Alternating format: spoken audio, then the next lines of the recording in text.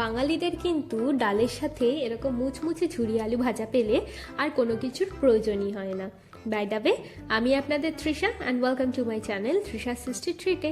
আর আজকে আমি বানাচ্ছি মুচমুচে ঝুরি আলু ভাজা। তাহলে চলুন শুরু করা যাক। এই মুচমুচে ঝুরি আলু ভাজা বানানোর জন্য আমি এখানে 5টা মিডিয়াম সাইজের আলু নিয়েছি। এবার আলুগুলোর আমি প্রথমে খোসাটাকে ছাড়িয়ে নেব। খোসা ছাড়ানো হয়ে গেলে আমি আলুগুলোকে ভালো করে পরিষ্কার করে নেব। একটা বাটির মধ্যে এবার আমি বেশ কিছুটা জল দিয়ে দেব। এবার আমি এটা গ্রেটারে এই বড় দিকটা দিয়ে লম্বালম্বিভাবে আলুগুলোকে কুড়ে নিচ্ছি। এবার আমি 5 থেকে 6 বার আলুগুলোকে ভালো করে জল পাল্টে পাল্টে ধুয়ে পরিষ্কার করে নেব।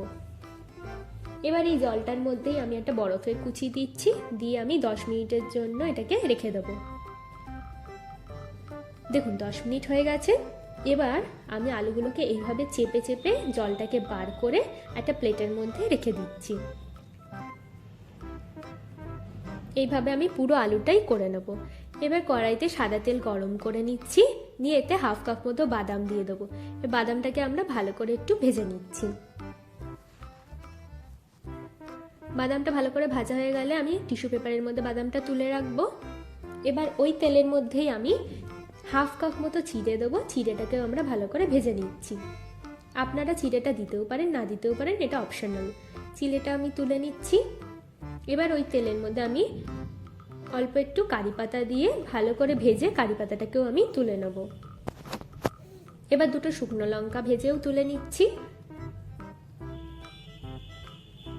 এবার আমি অল্প অল্প করে ঝুরি আলু ভাজাগুলোকে দিয়ে ভালো করে ভেজে তুলে নেব।